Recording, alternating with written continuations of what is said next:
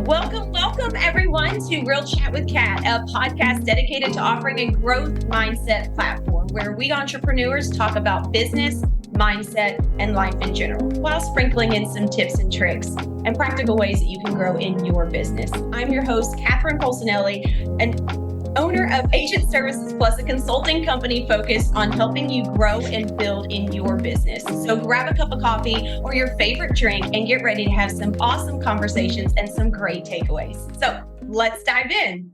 So today I have Paul Conti. I'm so excited to meet you. I love your energy. So give us a little bit about you. Tell us, what you do in your business and what kind of got you into that. Boy, I don't even know where to start. I could go all the way back to school, but that would bore an awful lot of people. But just to give you a quick overview, I graduated college after 7 years of struggling to get that diploma. So school wasn't my strength, but I did graduate. And I was a gym teacher for 4 years and absolutely loved it. Loved coaching the kids, loved hanging out with the kids, just loved it. I was in my wheelhouse. But being a little bit old school Catholic Italian guy, the wife is staying home with the children. And the more children we had, the more broke I became because I was only making $27,000 a year as a teacher. Now, this was many years ago. Couldn't put food on the table. Buddy of mine says, "Hey, I'm coming. I'm going to open a mortgage company. I need you. Come over here and sell mortgages." I'm like, I don't know what a mortgage is. I got a stopwatch on. I got high tops and swishies. I don't know what a mortgage. What do I? And essentially, that's what happened. I ended up leaving teaching, got involved in the mortgage business with him.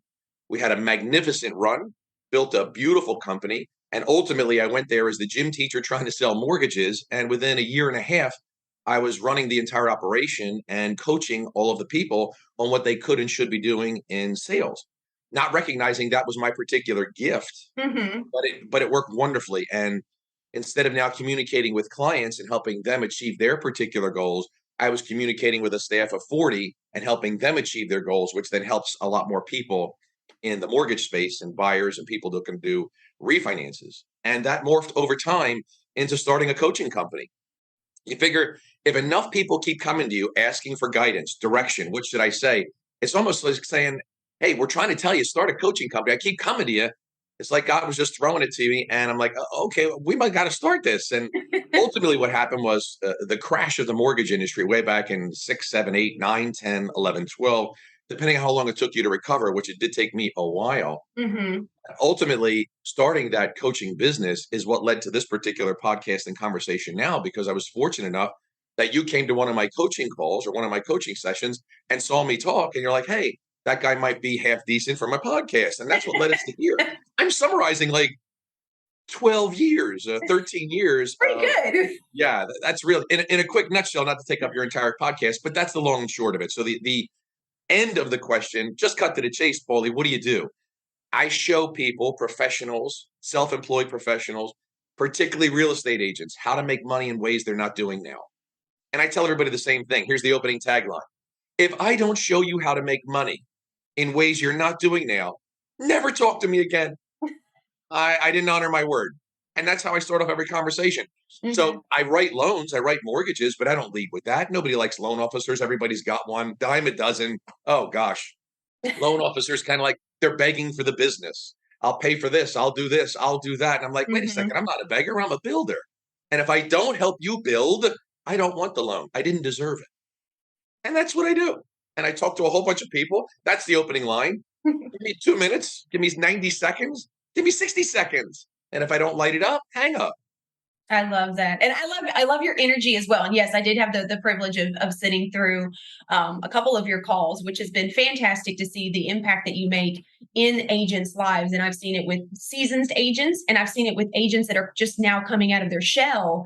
And for you to be able to give them that confidence or help them reveal their own confidence, it to me is just fantastic. And I think we need more people like that. So tell me a little bit more about, because I love the fact that you don't lead with what a loan officer does. You lead with how you can help them in their business. So can you give us a little bit of insight about that? So from my perspective and my coaching perspective, your needs have to come ahead of mine. It's never what I can do or how I can help your client. Everybody can do that, right? So the agenda is when I'm communicating with someone, your needs come ahead of mine always. And my objective is to show you how to make money. I typically can get your attention when I can show you how to make money. Now, Ooh, I could take up an entire. I'm gonna kill your whole podcast. But the idea is You're this: fine. the idea is, in the traditional sense of real estate, when you're first getting started, you're now pretty much a cog in the wheel, a spoke in the wheel. You're a Mm-hmm. factory worker. Okay, we're calling on the FISBOs. We're calling on the expireds. We're going to get all your marketing ready, get your mailers ready. We're going to farm a territory. It's all the generic stuff. And you've got all these agents now going after the same piece of property. All Mm-hmm. these agents trying to attack the same client. And at the end of the day, what kind of experience is that for the consumer? And then what kind of experience is that for you? I didn't get involved in real estate to cold call every day. Is there value in cold calling? Yeah. Is there value in farming a territory with 1 million mailers? Yeah. Mm-hmm. But is there a more efficient way? I don't tell people to ever work harder or smarter. I'm not subscribing to that. I'm going to ask people to think differently and be more efficient with what you're already doing. Here's a quick example, right? You look beautiful. Your hair looks beautiful. Everything is fantastic. I'm going to guess this early in the morning. You didn't go to a hairdresser to get prepped for the podcast. Well, you probably go to a hairdresser, right? So here's an easy way to analyze or to take inventory. One of the questions I ask agents all the time: how much business are you closing from your hairdresser? And generally speaking, the response is nothing. Or the Mm-hmm. response is, I closed 1 or 2 this year. So in one of the things that I teach, I'm always sharing with people, we're going to marry data with possibility. Data doesn't define us, but data tells us something. You then have to pair that data with possibility, which is infinite. Mm-hmm. So the idea now is in taking inventory. Here's a perfect example. And I would challenge everybody, whether you're a guy or girl listening to this call, you got a barber, or you got a hairstylist, it doesn't matter. When you're sitting with that person, ask some questions that open up the data and the possibility. Here's an example, right? If the average hairstylist sits with 5 people a day, let's do the math. First Mm-hmm. of all, if they only sit with 5 people a day, they're broke. They're not making enough money. But for the sake of being conservative, we're going to say it's 5 people a day. Okay. That's 25 a week. Mm-hmm. That's 100 people a month. That's 1,200 people in a year that sat in that chair.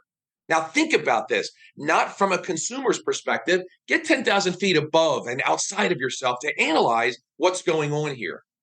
If you were to stand on the street corner with a clipboard and take a survey, like the kids in the mall where they're trying to get you to ask questions and give you a treat. Yep. Just take a survey. I'm not telling you to do this. Just think about this and ask 100 people, when are you considering buying or selling a home? Somebody out of 100 people is going to say yes. Yeah. It's just data, right? And I'm not a guy that subscribes to, it's a numbers game. But for the sake of this example, let's just look at the data. If you randomly asked 100 people when they're going to buy or sell a house, somebody's going to tell you when. That's simple. True. Think about this now. Now you're talking to your partner, your hairstylist, and she's sitting with 100 people this month. Here's the difference. You're taking a random survey, which I'm not telling you to do. He knows everything about everybody that sits in that chair.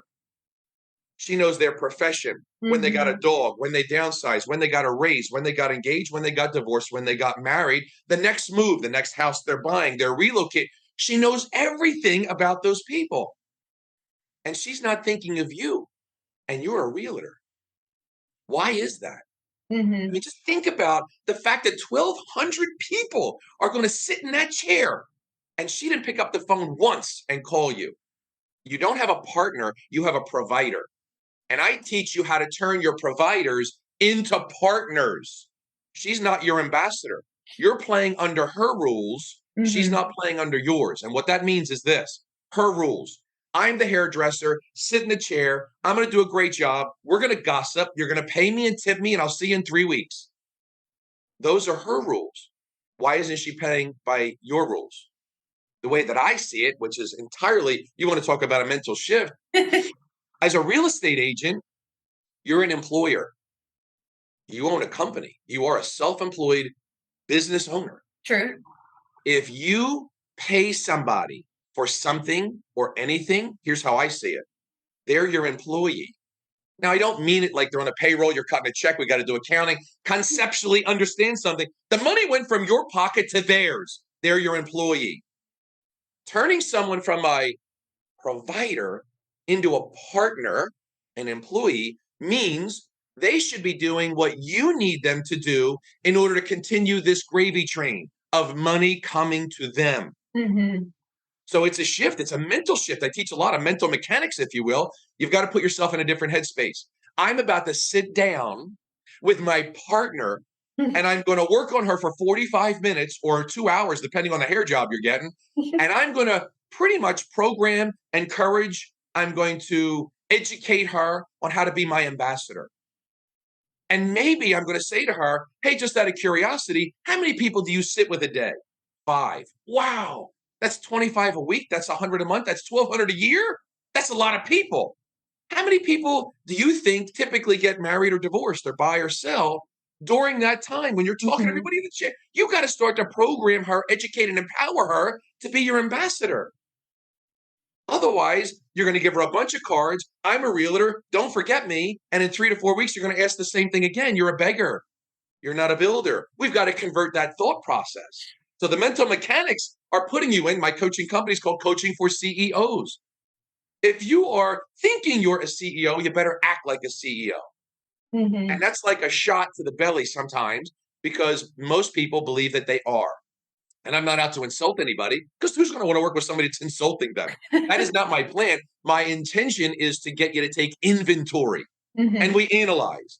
If you're not getting business from somebody that's going to sit with 1,200 people this year and knows everything about their life, something's broken in that model. I don't even remember the question, Kat, but I got off the tangent. So I hope that helps your listeners. You did fantastic. No, that was a great dive. So thank you for that. And you hit on a couple of really great points that I point out to a lot of people that I talk with and that I work with is find a niche, right? Find something that you enjoy doing, which it seems like that's what you did within doing loans is you realize that you enjoy coaching people. And so you get to do 2 things that you love, but you really get to focus on this one aspect that brings you a ton of joy. And you can tell it in your face and you can tell it in the way that you talk and things like that. And I think that that makes a huge difference in anyone, regardless of whatever business that they're in, real estate or not. As an entrepreneur, you have to enjoy what it is that you do. Otherwise, you're still pushing yourself towards a goal that's extremely hard to get to. And that makes a big difference. And I also love the fact that you call people CEOs, and especially in the real estate industry. And to a lot of people that become entrepreneurs, they forget that they are a business owner. And so they continue in this mindset that they've been pre-programmed with, which is I'm an employee and I'm waiting for somebody to tell me what to do. And this is exactly what I preach and I tell people all the time is looking at something completely different. And I love the wording that you use as well to correct or redirect the way you're having a conversation with someone so that you're not coming from an angle of I'm above you, but we work together. That's good, Kat. I like that.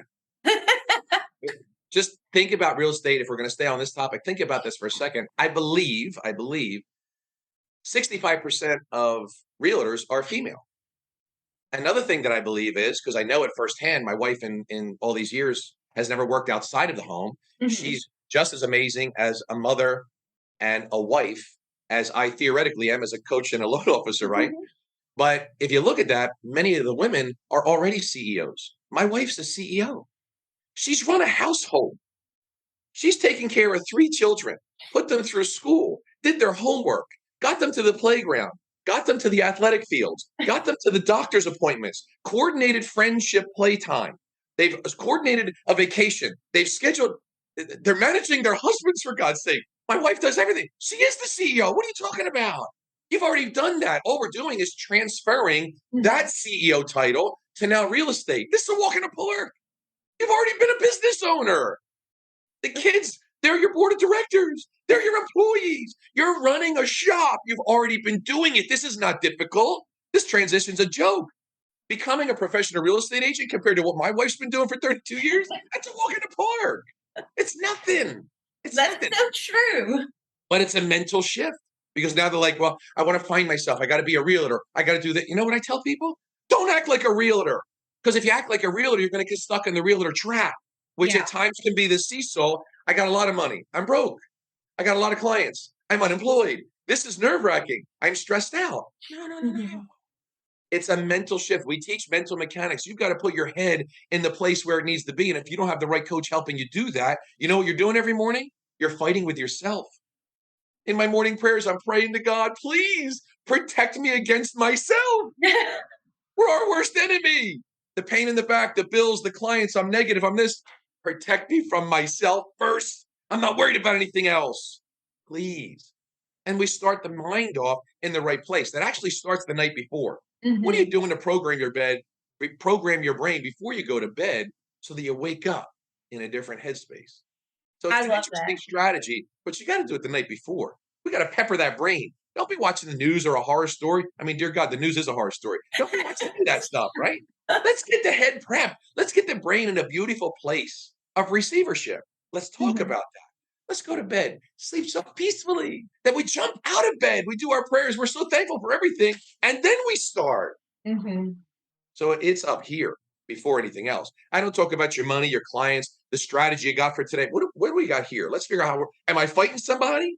Am I fighting something? Let's start here first. And Mhm. then we'll get going about trying to make a couple bucks. Because if we don't start here, you're going to be chasing a couple bucks all the time. And True. it becomes difficult. It's a challenge. No, I completely agree with that. And you'll notice in a lot of posts that I put up and in a lot of the short videos that I do, I always have a little hashtag underneath that says mindset should be first. And I really, truly do believe, and I'm saying that from experience because I came from 8 years of abuse and being a single mom and having two children and trying to raise them to understanding that if I focus on myself, it also helps everyone else around me. My conversations became better. My relations became better. My understanding became better. I didn't get angry as much because I understood instead of just coming from what was within and all the things that I had boxed in.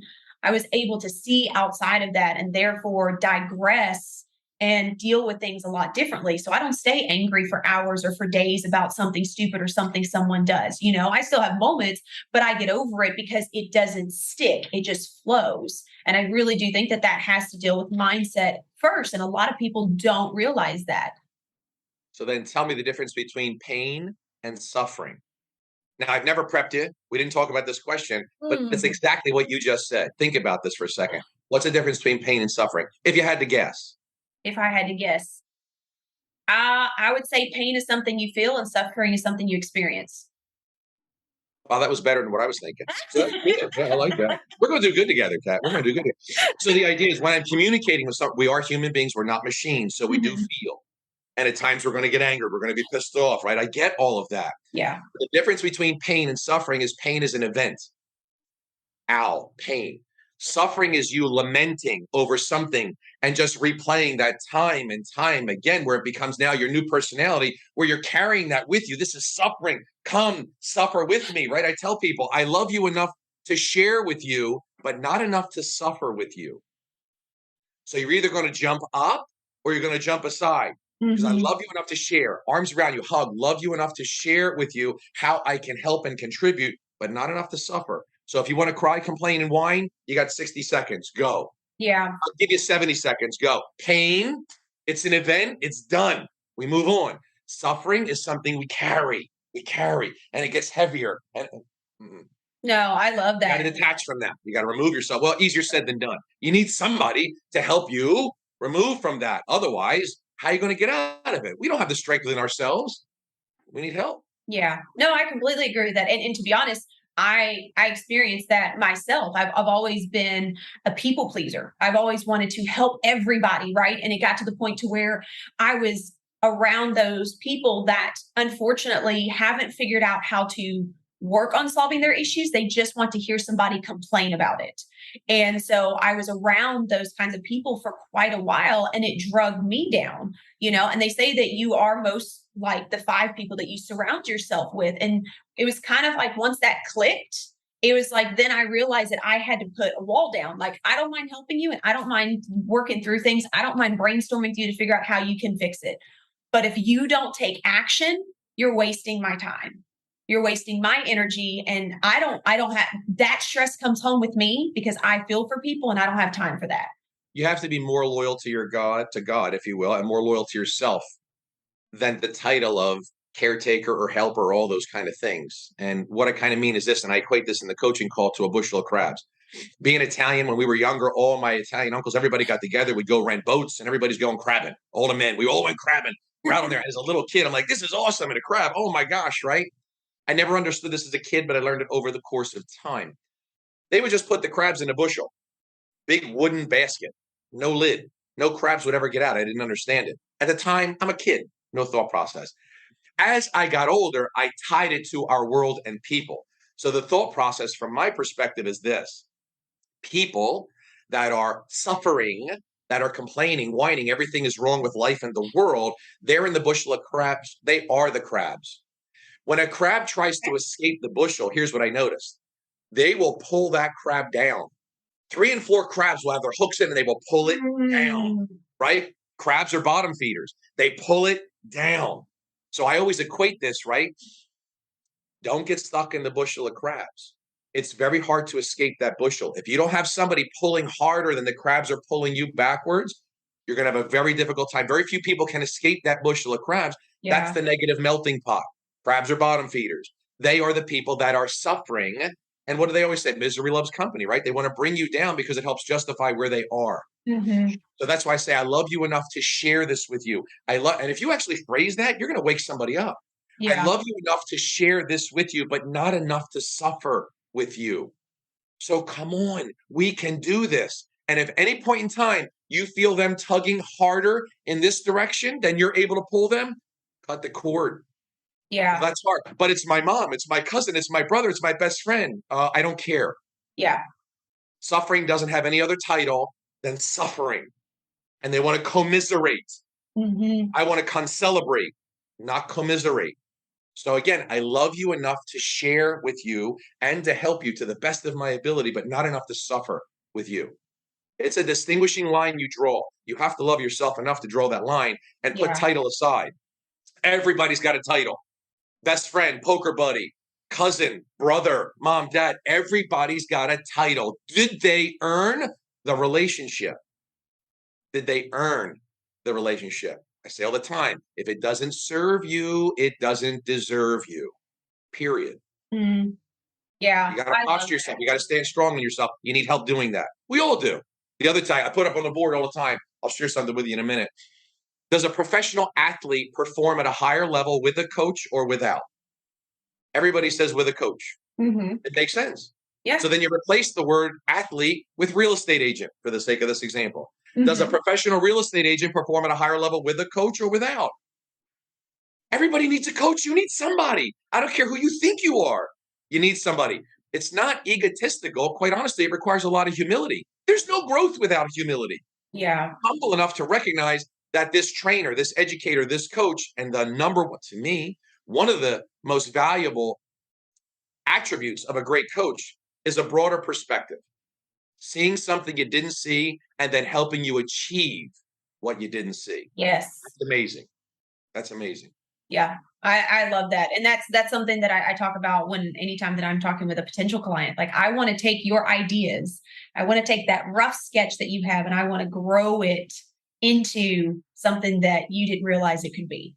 I think that's the biggest thing, the best thing ever to be able to do. And you can do that in your business world. You can do that in your friendships. You can do that with your family. You know, I do it with my kids now that I've learned how to have conversations, right? I have 2 teenagers. One is 18, so he's a little hard-headed. He's a lot like his mom, but we're able to have conversations now, right? Where I can tell him, I'm not trying to tell you this because I'm trying to parent you, but I'm trying to tell you this because you need to learn this. Like, I just want you to see outside that box, because everyone is stuck inside their own box. We just don't realize it. And so having people around you with different perspectives can bring so much to light. It's fantastic. It's worth having a community versus trying to do it all on your own. So everything you're saying is just absolutely magical. I would tweak one thing for the sake of respectful 2 pennies, if you will. Sure. You typically get someone to pay attention to you or follow your guidance if you ask a question they can't answer. So when you're speaking with your son, for the sake of example, like when I speak with a real estate agent, hey, I'm just curious, how many deals did you close last year? 30. How many of those came from your hairdresser? None. Would you like me to show you how to do that? And so they're now receptive with humility, right? If they're arrogant and egotistical, run. But same thing with the son. I do this with my children. That's why I'm saying it to you. I got a 25, a 23, and a 21-year-old. Do you believe that daddy's been on this earth longer than you and may have experienced some of the things you're about to experience? Do you believe that? Yes or no? Yeah. Okay. So if you believe that, now let's talk about what I'd like to share with you. Because if you don't believe it, we're fighting. And now it's me just trying to tell you what to do. And back off, Dad. I know what I'm. No. Do you believe I've been on this earth longer than you and may have experienced something that you may be about to experience? Yes or no? It's always reluctant, but they know they can't answer other than yes. I know the answers to my questions. And now they're theoretically receptive to what I'm about to share with them because they did maybe for a brief second identify my dad is 20 some odd years older than me. He may have experienced this before. I've heard these stories before. And maybe at that moment doesn't hit them, but they walk away with it and we registered it in the bank. It's there. Yeah. And maybe something will pull it.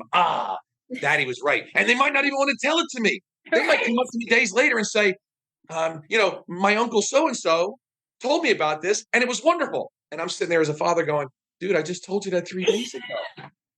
It's in there. Somebody else may pull it out or they might not want to give you the credit. It doesn't matter. You're not here to be patted on the back. God said, take care of these souls. Do the best that you can. You don't need accolades. I got you. You do what you're supposed to do. So you're delivering that because of all of those reasons. It'll happen when it's supposed to happen. Yeah. And then to be honest, that brings up a really good point too. We have to learn to get over waiting for people to praise us for what we're good at.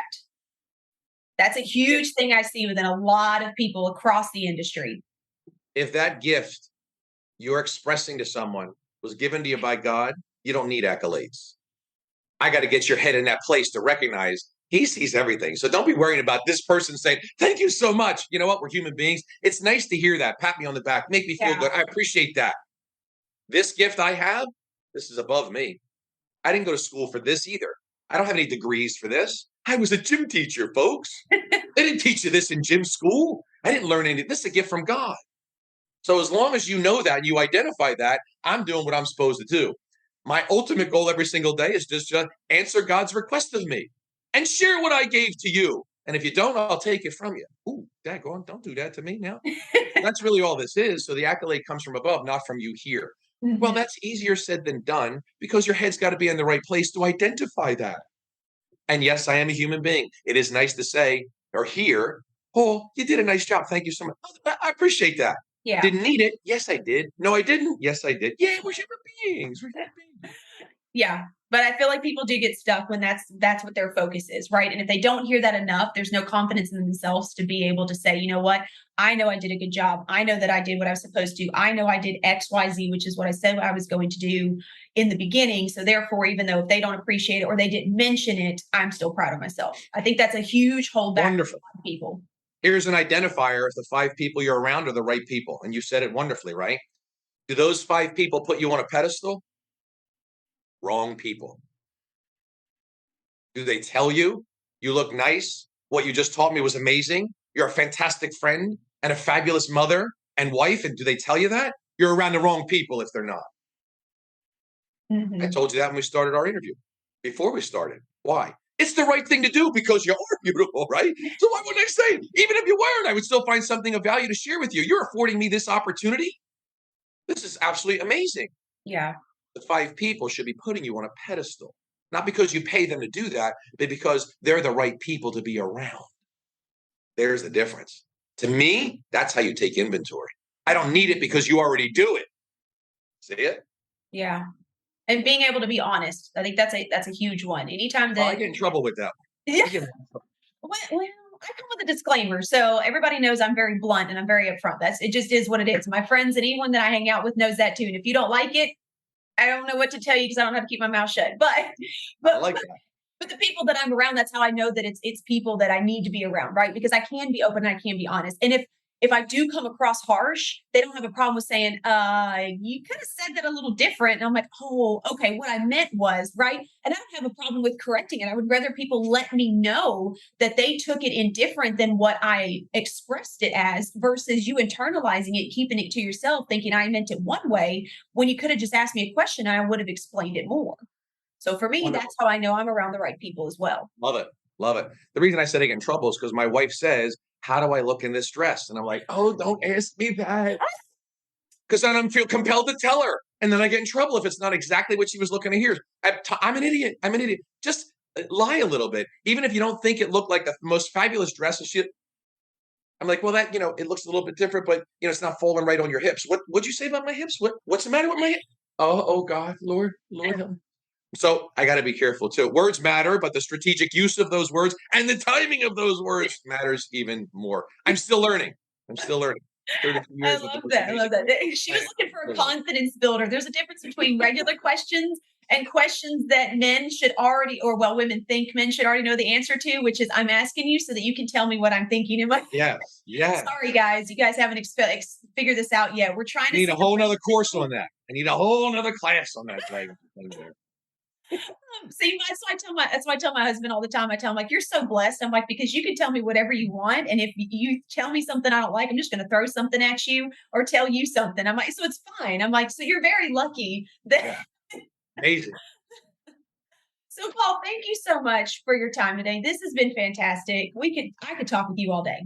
I absolutely love this. You have such positivity about you. And I love the approach that you bring to people. And I really believe that your energy and your vibe and your wholeness of really just wanting to help people comes out, and that's why people are attracted to you, and that's why people want to work with you and get to know you. It's why I want to spread your name all over the place, because you have an amazing personality, but it's natural. It's organic, right? And sometimes I feel like that's hard to find with people. I feel like some people have it, they just hide because they're afraid that people aren't going to accept them for that. So I thoroughly appreciate you for that one. So I always like to ask 2 questions at the end. And you've given me so many amazing tips. I don't know if you could give any more, but if you could give one tip or piece of advice to someone, personal, business, whatever, what would that be? Ooh, you didn't prep me for that. Thank you. So I would say, find something to say magnificent to somebody else. Whether it's a smile, whether it's a hug, whether it's something about their appearance or what they contributed to you or the world in any capacity, let them know they're appreciated in any form at all. It may be the only nice thing they hear all day. True. They may be in a difficult marriage, a difficult partnership, a very challenging career, financially desperate at this moment. You have no idea where that person may be, and you may be the only one today that did or said something nice to them. This has nothing to do with filling your cup. In reality, it did. Give it away. Act like you're on the set of Frozen. What is it, like Let It Go? Just let it go, baby. Just find somebody and tell them something that they probably wouldn't have heard from somebody else. And if you can do it to 2 people, you're an overachiever. That would be awesome. I love that. I love that. And I really do want people to just spread positivity more. So do you have any type of phrase or saying that you continually go back to you'd like to share with anybody? Again, not set up, folks, but I just did a coaching call yesterday. I want to share this with you because it is in line with exactly what you just said. To me, attitude is everything. So take this down because it's pretty cool. I correlate the numeric value of each letter of the word attitude with the alphabet. An A is a 1, a T is a 20, T is 20, I is 9, T is 20, U 21, D 4, E 5, 100. It's the only word that I know that does that, and it's so cool because it lines up with what I teach. Wow. I've been teaching my children this forever. An attitude of gratitude, nonstop, always find what's right, not what's wrong. Again, easier said than done. Get with the right coach that helps you always see that. An easy way to see it is I correlate this to have to and get to. You don't have to do anything today. You get to do that. You woke up. If you woke up, God called you to something. What is it? If you didn't wake up, he called you to something else. You get to do these things. You don't have to. You can see, you can hear, you can touch, you can feel. Dear God, if you're watching this podcast, you can see, you can hear. These are all beautiful gifts that we take for granted. We take everything in life we value for granted until we lose it. Then we're talking to them. Please, Lord, give me that back. So everything to me is a gift. You get to. See, have to is a chore. Get to is a gift. That's about a mental shift. So if you just take that away, 100% attitude of gratitude. How are you doing that? And put this into perspective. I don't have to pick up my kids at soccer. By the grace of God, I have 2 healthy children that I get to go pick up from soccer, and a car that I get to pay for, and gas that I get to put in the tank, and I have the financial means to do so. It can go on and on and on. So we usually start with stuff like that. Get your head right. Come on now. I don't care about your clients, your business, your budget, your bill. Get your head right. Because when your head's right, everything else will walk in the park. Now, on top of that, the mental mechanics that I teach, here's something that's extremely important. This is also good for parents. Like, I can't believe I had to tell my kids 6 times, 8 times, 10 times, do the same thing. This kid's got a learning disability. No, the kid doesn't. You do. Listen to me here. 50, 70, 90. This is brain mechanics, not Paul Conti's theory. 50% of what you hear today, you'll forget in 1 hour. 70% of what you heard, you'll forget in 1 day. 90% of what you heard, you'll forget in 1 week. This is brain data. We're too distracted. Until you've heard something 7 times, it doesn't start to resonate till you say it 7 times. So when your kid doesn't do what you ask him to do, or your employee doesn't do, reflect. Did you tell him 7 times? Did you get him to write it down and use multiple senses? These are all strategies we teach to not get you upset or frustrated. Somebody's not doing what you requested. Mm-hmm. It takes between 60 and 260 days to create or form new reactions. I call them reactions, not habits or rituals. That's true. They are. But a reaction to me is something that happens automatically. Somebody's moving their hand toward my eye, I block it. Automatic reaction, an automatic reaction. I'm going to operate my business. When this happens, it's automatic. I don't have to think about it. When this happens, I do that. I don't have to think about it. It takes between 60 and 260 to create those reactions. Things that happen automatically. They no longer require thought. I'll leave you with that, Kat. Thank you so much for this. I love this. I'm so appreciative. Thank you. I appreciate it. Now tell everybody where they can find you so they can follow you. They can find you online. So the website is www.coaching4CEOs. So it's coaching, the number 4 CEOs.com. There's a video on there. You scroll down a little bit at the bottom. You can register to come to classes. I host coaching calls the first and third Thursday of every month for 45 minutes to an hour where we're talking about this. We're helping different professionals come together. We're helping them make money. It is not a networking event. I'm not a fan of that kind of stuff. You're coming with the clear intention that I'm going to learn how to make money, and I may do it with the people on the call, and I may not. It's something I could take to my world and improve my world personally and professionally. $150 a month. It's a joke. Come check some stuff out like that. And my phone number, if you want to text for more information, I'll certainly reply to the text or give you a call, is 856-905-7040. Kat, thank you. This has been beautiful. Thank you so much, Paul. And to everybody out there, I hope you guys got an amazing several takeaways. There's no way you couldn't. And if you did, write them down. Like he said, repeat them, get it in your brain, change your mindset, and do something positive for somebody out there today. So to everyone out there, and until next time, have a fantastic day. Mwah.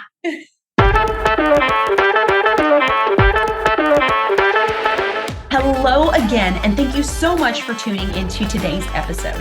If you absolutely love what you heard, please be sure to share, subscribe, and don't forget to leave me a comment or review so that I can keep the good stuff rolling. If you haven't yet connected with me on social media, be sure to follow along at Agent Services Plus. I am so excited to connect with you until the next episode. And until next time, be sure to find something that helps you learn, grow, and be inspired.